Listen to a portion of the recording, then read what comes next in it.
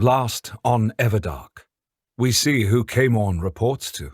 Artemis Elusius is a beautiful child vampire, like Sophia in terms of age, but not in terms of temperament. But if hearing his master's displeasure as to his plans was not enough, Daemon went on a hunt into the wilds of the Everdark to avoid thoughts of Daemon. But even there, he cannot escape the Vampire King's return. Everdark, Episode 28, Denial. No. Balthazar made a swiping motion through the air. No, no, no, no, no, I am not that person. Daemon lifted an eyebrow. The vampire lord was upset at the revelation that he was Eiros. He searched Balthazar's mind, and it became immediately clear why that was. Daemon was amused, because it was such an Eiros thing to think. It goes against your view of yourself as the rebel, I take it. Not an outsider, but the ultimate insider, Daemon asked. Balthazar glanced around almost furtively, which amused Daemon more. All of House Ravenscroft was on a high from the oneness, and didn't notice their leader's surreptitious actions, except for Christian and Julian. Those two were always hyper-aware of him and Balthazar, because they were their masters. Both fledglings crowded in nearer to hear, all wide-eyed and open-eared. Balthazar leaned towards Daemon and hissed, "You do realize that immortals are about as popular as the plague, right?" Daemon spread his hands towards the chattering vampires. "They do not think this," Balthazar continued in a low voice. "That's only because you're you. Don't you know the stories? Hasn't Arceus told you our history? King Daemon is a hero. The rest of the immortals? Not so much." What am I supposed to have told our king? Arceus's eyes were bright with the oneness. He clapped a companionable hand on Balthazar's shoulder as he joined their smaller circle. What's going on? Haven't you told him about how the other precious immortals are considered oppressors and enemies because of the war? Balthazar demanded. That vampires celebrate their deaths? That everything vampires stand for is in opposition to them? Arceus looked thoughtful. The stories are simplistic, Balthazar. I can tell our king what is in the text, but as we all know, the victors write the books. A true historic record, well, those are suppressed by the Order. The more I hear about this Order, the more I don't like it. Julian crossed his arms over his chest. Don't judge us by Daemon and the ignorant. Or try not to. Arceus scrubbed a hand over the back of his neck. Religious orders are known for dumbing things down. The simpler the tale, the easier it is to transmit and remember. And in the past, not knowing how to read was common, though that's likely not as true of vampires as the general population. Christian said with crisp precision. I'm sure that nothing in this order's history is likely accurate. It's not so bad as all that. Arceus, though, looked disturbed. Daemon sensed it was because he was now real to the Confessor, and that changed things. We were right about King Daemon, but as to the others... So now you're saying that you don't believe in the very premise of the Order? A sort of desperate anger was in Balthazar's eyes. You don't believe that the immortals deserve to die? I believe that there is greatness in those that came before us, but weakness too. Arceus said thoughtfully. But I have never espoused the position that all immortals were our enemies. Seer, for instance, tried to be neutral. And fat lot of good that did her and her fledglings. Her city in Everdark is overrun by the Order, and her people cast aside to wander alone, Balthazar snapped. His gaze flickered to Daemon, and then back to Arceus as he asked the Confessor, "What about Eiros? What does the Order say about him?" Arceus's forehead furrowed. What is this all about, Balthazar? You know the story as well as I do. Roan told it often enough of how he was one of the ones to overthrow Eiros's yoke of oppression. What was the story exactly? How did Eiros die? I assumed he died, didn't he? Christian asked. Balthazar's hands were on his hips, and he said tightly, Eiros attempted to stop the war by trying to take over everyone's minds and control them all. He would make them want peace. It is said that he did so in order to calm things down. He wanted to stop the killing and re-establish order. Arceus said almost gently. You make it seem like he wanted to simply control everyone for his own gain. Of course he did! Balthazar pressed his lips together as he noticed people turning their heads to see why his voice was raised. Keeping his voice low, he added, "Maybe there was some good intent behind it, but come on, think about it. He wanted to be king." Balthazar's gaze flickered up to Daemon again, and he said almost bitterly, "But he wasn't king. He wasn't anywhere near strong enough to succeed. And by trying to control everything, he stretched himself too thin, exhausted himself. And then all of them came after him. They ripped him apart. Roan bragged that he had a piece of Iros's skin. Remember? He'd stitched that thing into one of his cloaks. I burned that goddamn thing, but I still remember his caressing it."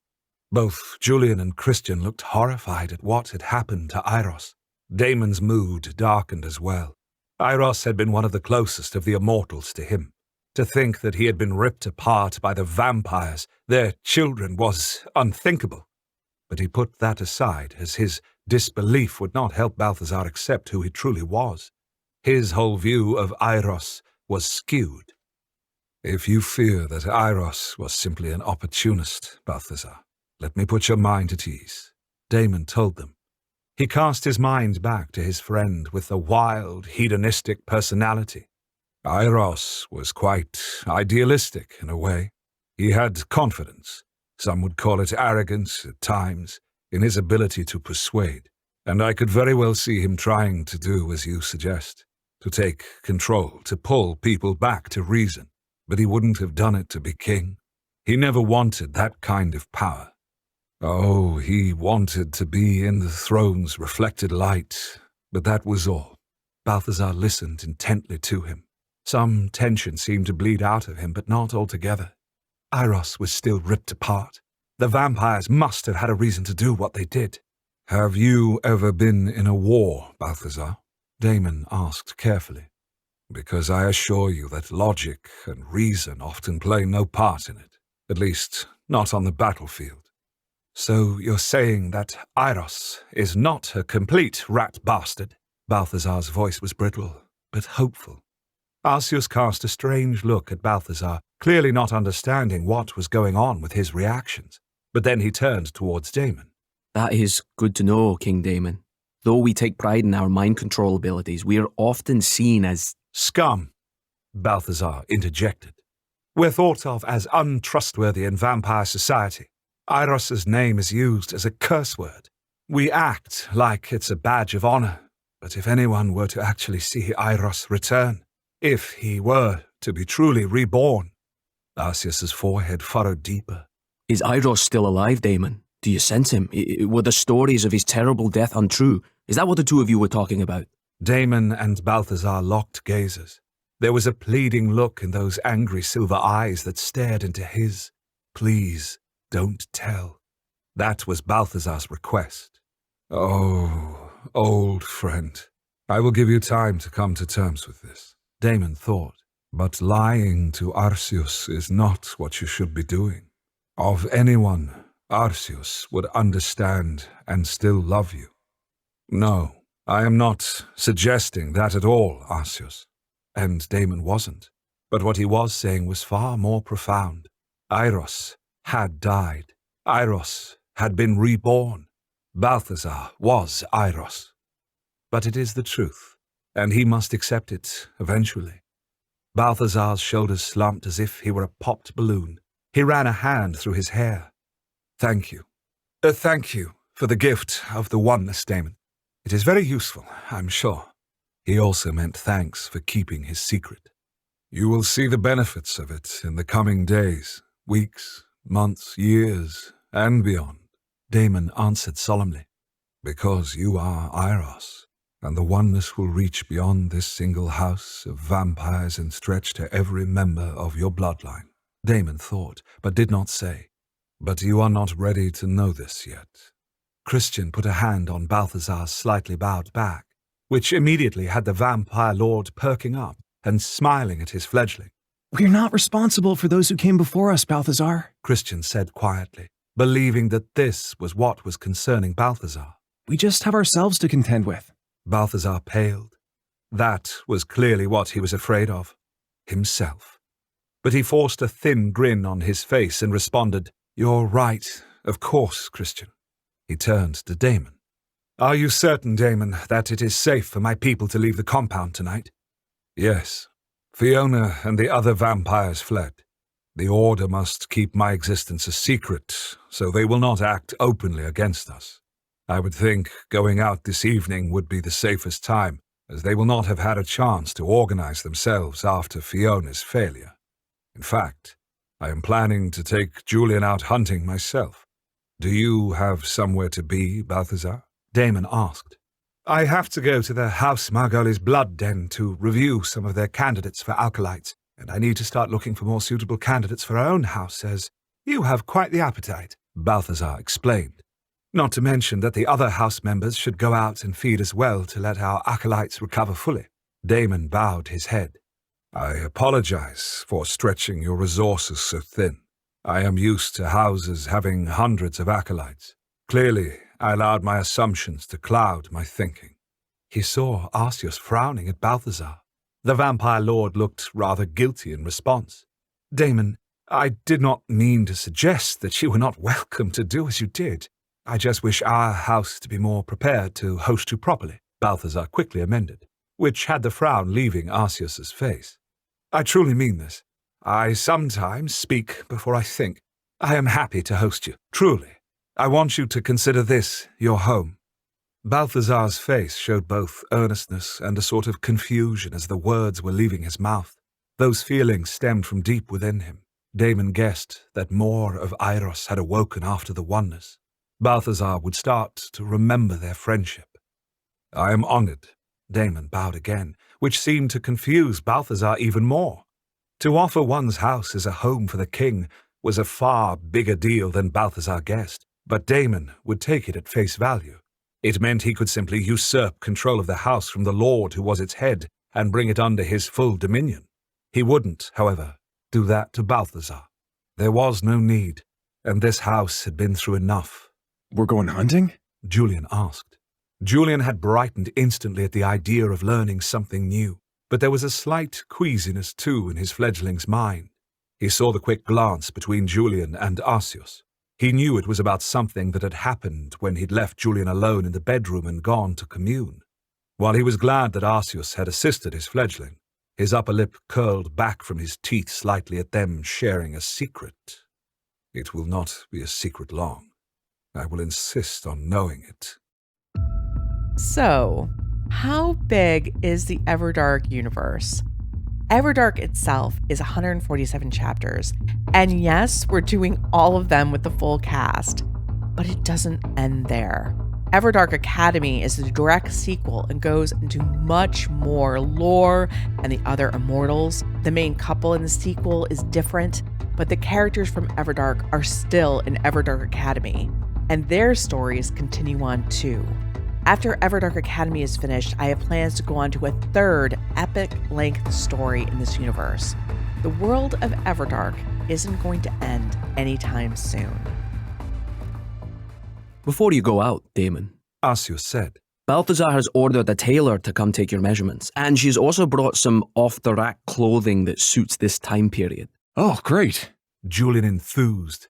Yeah, the leather pants and wolf fur coat isn't exactly going to be subtle if we're really going out hunting. Daemon raised an eyebrow. My clothes are classics. You look like a vampire king in them. Sophia chimed in.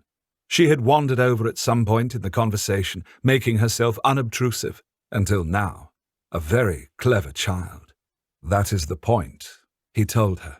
That is the point most of the time. Julian laughed and ran a hand down the fur coat with affection. But aren't we supposed to be unnoticed? Your good looks and red eyes are already going to have people wondering about you. He cupped Julian's cheek. You've forgotten the lesson I gave you about vampires obscuring their presences already. The memory of following the 3 vampires to the blood den appeared in Julian's mind, and his young fledgling brightened. Oh, right. But still, you'll need some new clothes, yeah? You don't want to just wear one outfit forever. You're thinking I'll start to smell? Daemon's lips pursed in displeasure. Arceus flushed and looked down at the ground. Christian let out a cough that sounded suspiciously like a strangled laugh. Balthazar was looking at Julian like it was his funeral. Sophia tee-heed. Only his fledgling could get away with such a bold statement. Julian slipped an arm around Daemon's waist. There's this tale about the Emperor's new clothes, where all his subjects were too afraid to tell him the truth that he had no clothes on.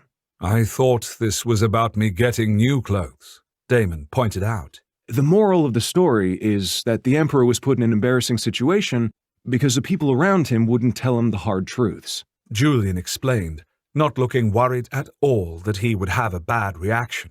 As your fledgling, I feel it is my duty to tell you the truth, which means you need new clothes, so you don't smell bad. Daemon considered this, and then he nodded. I agree. In the past, Eiros and Seir were my truth-tellers. I will let you be one as well. Balthazar stilled a little and stared at the ground overly long. Sophia's smile grew wider, and she then extended a hand to him. The tailor's just arrived. The three of us can go see her together. I need some new clothes too, and Lord Balthazar has so kindly agreed to buy some for me, she said, casting a loving glance at Balthazar, who had agreed to no such thing. Or at least he hadn't been asked, but if he had been, he'd likely have said yes. For his part, the vampire lord gave her a dry smile. Of course, Sophia. I am happy to take care of all your needs as our newest member of House Ravenscroft. You're so thoughtful, as always. She beamed at him. Arceus's bushy beard did not quite hide the laughing smile on his face at that exchange, but then he grew somber. I'm going to go venture out myself. I still have contacts in the Order. Maybe I can find out how much is known or suspected about Daemon. That she's rabbited, but she'll seek you out. Balthazar's expression was curious as he said this. It was a mixture of exasperation in his bunched eyebrows and affection for Arceus in the faint smile. If she does come to me, that would be a good thing, Balthazar. She is devout. Whatever other loyalties she may have having seen Daemon, well, I think she'll be reachable, Arceus said. Balthazar shook his head. You need to be careful with her, Arceus. Don't let your fondness for her blind you to the fact that she's under Caemorn's thumb. She would never harm me. Arceus shook his shaggy head. I'd rather you not give her the chance. If she hasn't gone to Caemorn, then perhaps it should be ensured that she never does, Balthazar said with a certain modicum of reluctance. But Daemon saw Eiros's cold, practical sense peeking through too. Arceus reared back. Balthazar, we cannot stoop to their level. If we strike first, then we are in the wrong. Even if your cause is just, doing an evil act will taint it forever. Balthazar shook his head. I'm worried about keeping us safe, Arceus. If you don't think the Order will murder us all, there is no need to take any such action, Daemon smoothly interjected. He felt Julian and Christian's anxiety rising at this talk of death and destruction. When the Order comes, I will take care of it. Forgive me, Daemon, but as impressive as you are, you're one person, Balthazar pointed out. Caemorn will send at least a dozen of his top confessors out after you. A dozen? Daemon attempted to decipher if the vampire lord was joking, that this was some sort of threat to him. They're highly trained. They're deadly. They can take out armies, Balthazar explained. Julian tightened his hold on him. You're not fully powered up, Daemon. I think we need to be careful. If 12 vampires could truly be a threat to him, then he would have to stop being king. But he did not say this. They would not believe him. He was beginning to understand how much of a myth he had become. We will be. But we must go hunt for me to recover my strength in any event. I would not have others go out for me, Daemon replied evenly. We will be safe, Julian. Do not worry. He felt Sophia's silver eyes on him, and he knew that she was aware of his strength. But she gave him the faintest of nods. Seeing would be believing for these vampires. They had heard words for so long that were not true, that they wouldn't believe anything but actions. Perhaps we should all go together to hunt, Christian suggested. He was frowning deeply.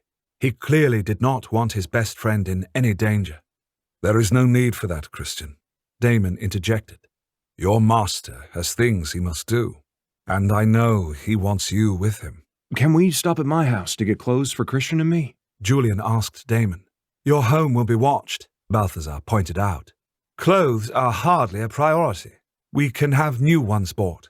But our cameras and computers are there too. Julian's nostrils flared with anger at those who were keeping him from his home. We have a business to run. We need to figure out what we're going to do with that. And it's our house, damn it. Nobody's going to frighten us away from it. None will see us enter or leave, Balthazar. Do not worry about that. Daemon tucked a stray curl behind Julian's ear.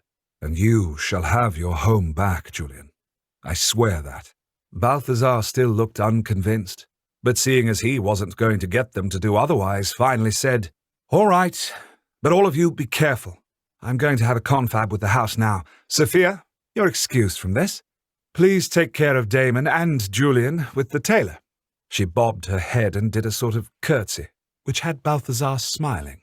"Oh, and Julian, there will be cell phones available for you and Daemon before you go as well, with everyone's numbers programmed in. Keep in contact," he instructed. Will do. Julian assured him. Daemon did not know what these cell phones were, but he would let Julian have one if necessary. He knew he had much to learn already. He did not reel with the thought of all the knowledge he had to absorb, but reveled in it. It had been so long since there had been anything new for him to know. Now there was a whole world of things. Sophia grasped one of his hands and one of Julian's hands, and started to tug them towards the main house, saying, I cannot wait to see what the tailor makes of you, King Daemon. She'll be so amazed at how pretty you are. The perfect specimen of a man. "An immortal," he corrected her gently. She won't know that. She's human. Don't you think Daemon is perfect, Julian? She asked his fledgling, who was looking over his shoulder at Christian. The two best friends had not had a chance to talk. The need to confer with one another spoke in both their glances. "Later tonight, you will get your chance to speak with Christian," Daemon assured him. Oh, you guys are so cute. Sophia remarked, as she too noticed the rather desperate glances between Julian and Christian. More like brothers than just friends. We are something like that. And thanks, Daemon. We need to debrief each other. Julian explained, looking relieved. Things aren't fully real for us if we haven't discussed them together. Oh, that's so nice. I'm so glad I'll be that close with you two in the near future. She enthused. Julian just gave a laugh. That's good to know, Sophia. Maybe we should just get over the middle part and be best friends. I think that's a brilliant idea. She agreed. Then I'll have to learn more about you, Julian said. I promise you'll know it all. Now march. We have clothes to pick out. She giggled. As the three of them went towards the main house, Daemon felt his fledgling mentally tune into him. Julian asked telepathically, Daemon, what was going on between you and Balthazar at the end of the oneness? Daemon already knew his fledgling would be displeased with his actions, but he had been surprised to find his good friend in the brash young vampire lord, so he simply related this to Julian. Balthazar is Eiros reborn. During the oneness, that part of him was triggered. His fledgling's eyes went huge. What? Holy shit. Yes, that is a moderate way to describe his emotion. He is having an identity crisis, Daemon replied. As you heard, he does not exactly see Eiros as a hero in the war. Daemon disliked even considering this, but he added, and perhaps he was not, though I am certain it was with the best of intentions that he acted, with self-interest, too. But all in all, I am grieved at the thought that there was such a breach between vampires and immortals to lead to such a brutal death. You sprung all that information on Balthazar, didn't you? You just told him out of the blue that he's an immortal? His fledgling rubbed his forehead and gave him a dubious look. I thought he would be pleased. I was pleased to know it. Daemon wasn't exactly defensive about how he'd handled it, but he knew that he could have done better. Balthazar enjoys power and respect. He wants more of it. He thinks he deserves it.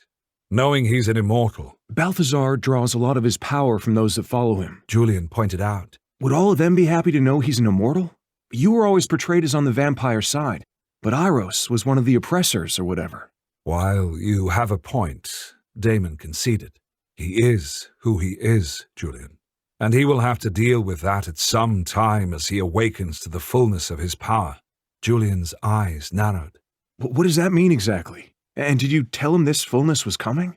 Daemon pursed his lips and tried not to look guilty. I did not have a chance. Daemon! Julian sounded outraged. There is still time to tell him yet. Just not tonight. He has had enough to take in this evening, Daemon told him. But you will tell him, right? You'll prepare him for it? Julian carefully studied his face. I will. At that moment, they had passed into the main house and through it to a parlor. A woman with dark hair in 2 braids on either side of a hawk-like face had just come through the front doors. She took in Daemon in one head-to-toe glance, her thick black eyebrows arched up. "Oh, I see that I will be dressing a god tonight," she said, her voice deep and almost masculine. Shit. I should have had you put on pants. Julian put a hand on his forehead in embarrassment. On the contrary, I think this tailor understands her job perfectly well. Daemon grinned. Let us be clothed in new garments and go out into the night. Join us next time for episode 29, Power of Revenge. Everdark Academy is an active story right now on wraithrain.com, and I just posted chapter 91. So if you want to jump into Everdark Academy and be part of it while I'm writing, you'll want to finish Everdark first. All 147 chapters of Everdark are available to read on my serial site when you become a member. After you finish them, you can go right on to catching up with Everdark Academy chapters. Then, when I post the next chapter, you can add your thoughts and reactions, or just lurk in the shadows and read other people's comments. To join, just look for the sign-up link in the notes. The Everdark podcast by X Aratare is performed by Edward Fox, Adam Riley, Jay Thelis, Bruno Devant, Kelly Michaels, and Hannah Hart, with Liz Gentle as Seer. Edited by Matthew Prince, continuity by Adrielle Wiggins.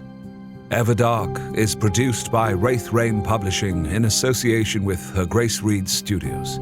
Copyright 2022 by Wraith Rain Publishing.